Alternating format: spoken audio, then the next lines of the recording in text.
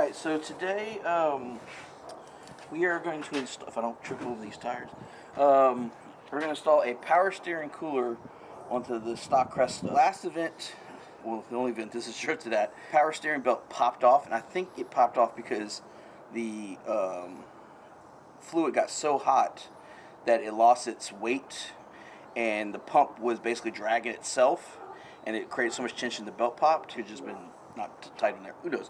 But the thing is, the Cressida does not come with a stock power steering cooler. The Mark III does, 350Zs do. A lot of sports-oriented cars have power steering coolers from the factory, but this one does not. So we're going to install one. This kit we got off of Amazon. You can get these at the store.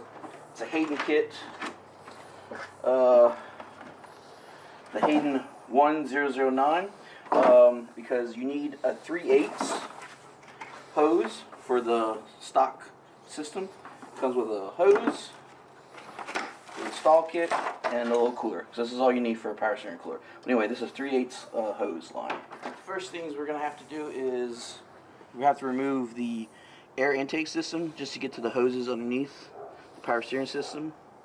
And we have to figure out somehow to mount it and locate the rubber hoses. Not sure exactly how we're going to do that, but we don't know what we're doing. We're going to figure it out, because neither one of us has installed one of these things, but we know the guiding principle.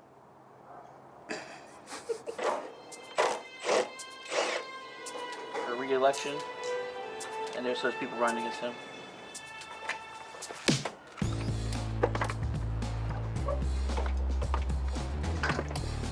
Yeah, I can't exactly. But anyway, look, this is your return line right here for your power steering. It runs down here into there. So you have to basically disconnect that, run it to the power steering cooler, and then the cooler back to here. That's in essence what you're trying to accomplish. So this is what came with the kit.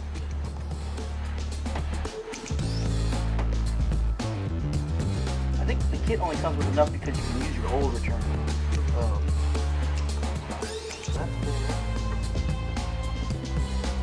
That goes there, in case our old return stuff is too bad. Yeah, we got enough. But we don't need that extra stuff.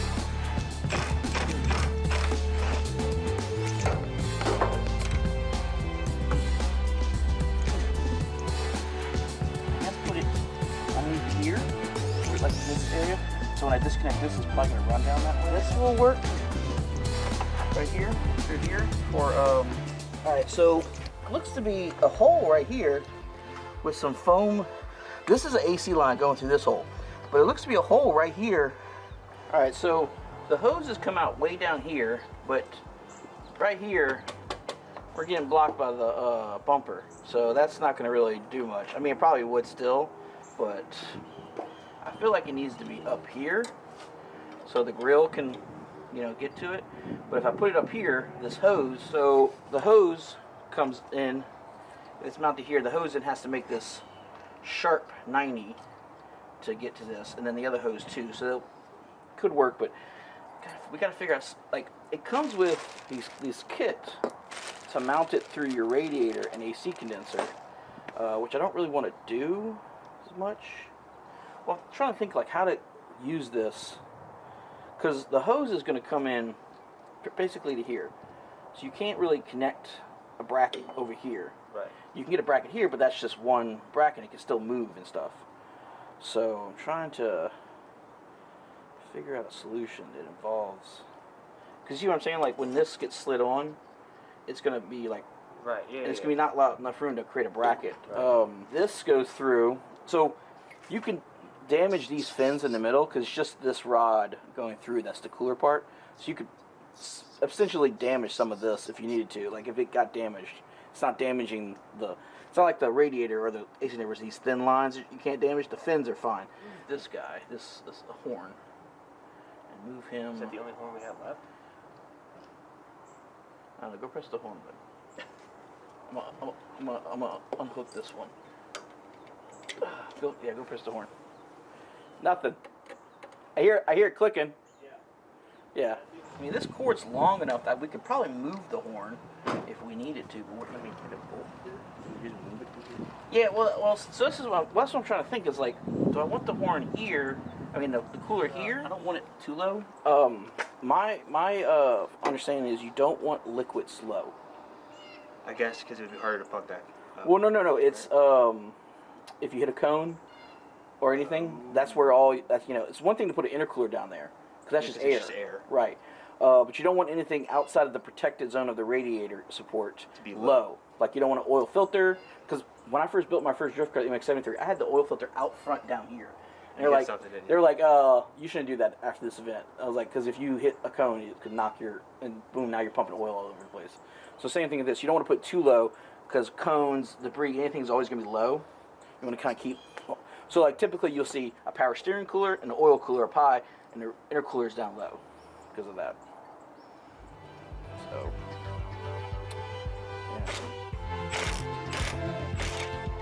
So yeah, what we could do is basically put multi-piece aluminum straight down here, right? Just straight, and then use these, put a hole through these, and zip tie it to the aluminum. Yeah. It should. It's not like it's gonna just right. You just want.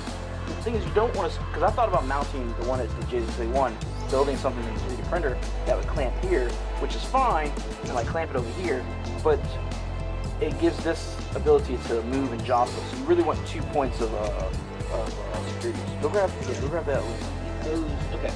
So also there's the big gap where the headlight goes through. We might just run it through the headlight hole.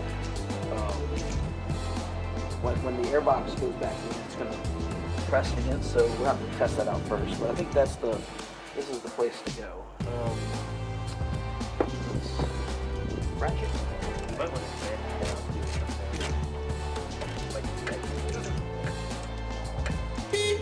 Yep. We got one. So yeah, so this guy in here. Right, let's pull this hose out.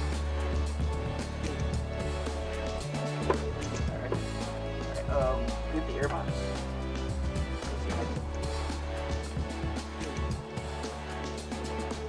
Doesn't have a little hole in there? Yeah, I know. Gotta get that there.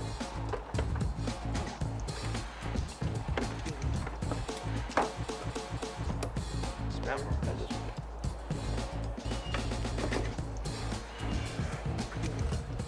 This area.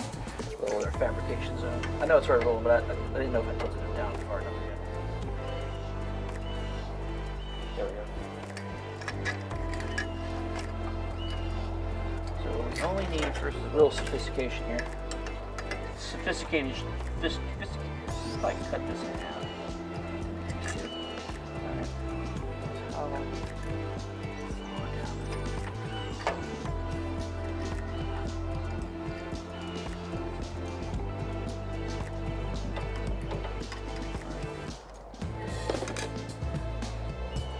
This is what we're doing. We're going to cut this one in half to have one piece for each side, and cut this way so it's creates the two pieces. That's what we're doing.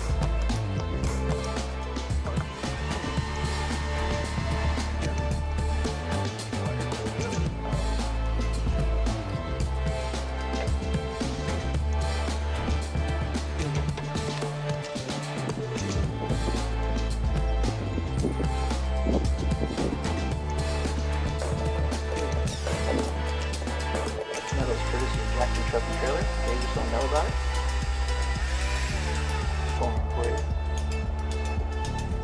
Fire crew and cast release one. That's what I'm going to do. About the shiny.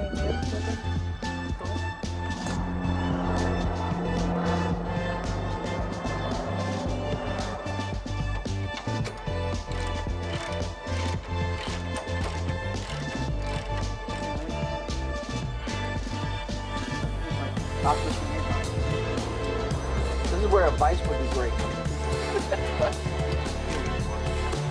Yeah, that's what I'm looking at. Vice. Not advice, a vice. The opposite, advice.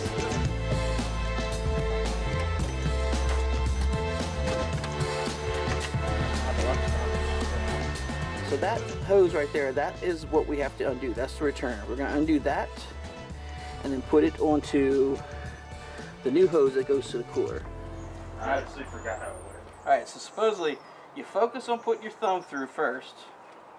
Alright, so thumb's through, and then it's like, then it's like over and like this. I don't know. It's not working out as well.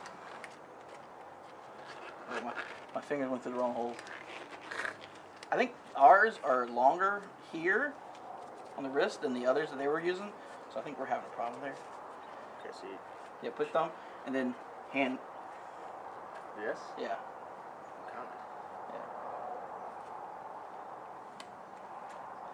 Yeah. My fingers also went through the wrong holes. Yeah. Yeah, like your index goes to the middle. Yeah. So I think it's because the wrist is so long on these. You know what I mean? Like there's way extra wrist. I mean, it kind of helped. Well, I have small hands, so the normal way works for me on these, because these are more fitted towards your hands than my hands. Slappity clap clap. No way! No way!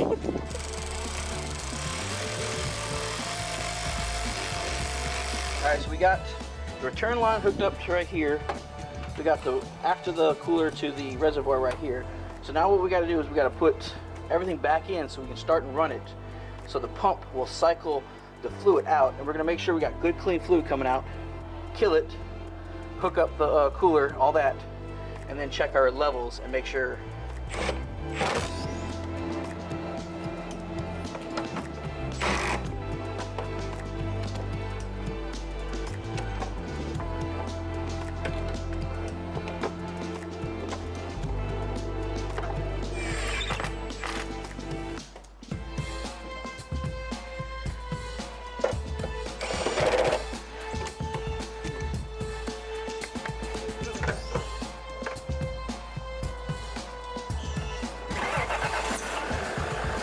Stop! Turn it off!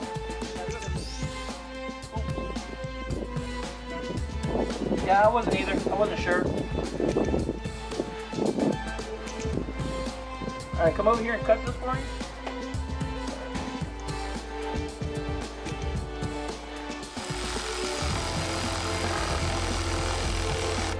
Alright, go start it, right?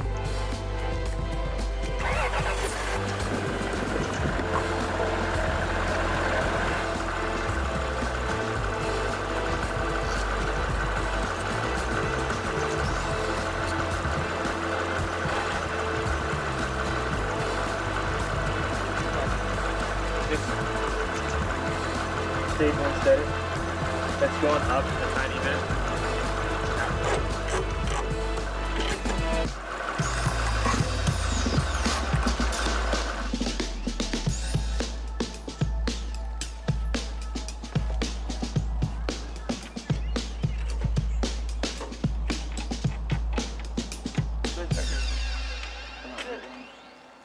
So yeah, got the power steering cooler in.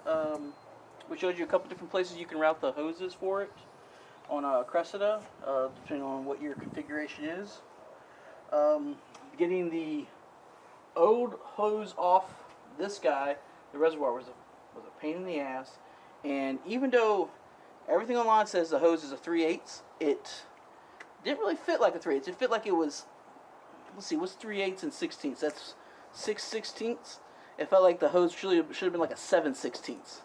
Like just a slightly bigger, because it fit way too snug than the fuel line does. But anyway, basically put on the return, run a return to here, run to the cooler, from the cooler to the reservoir. Simple. Just try not to drain too much, because if you drain too much, then you got to bleed the power steering system. We were able to not do that, and then we started it up, made sure some came out, it was good, and then hooked it all up, and Bob's your uncle, right? Well, Right, mine's my uncle, but Bob's good enough. Well, Bob was my grandpa, so basically. All right, so yeah.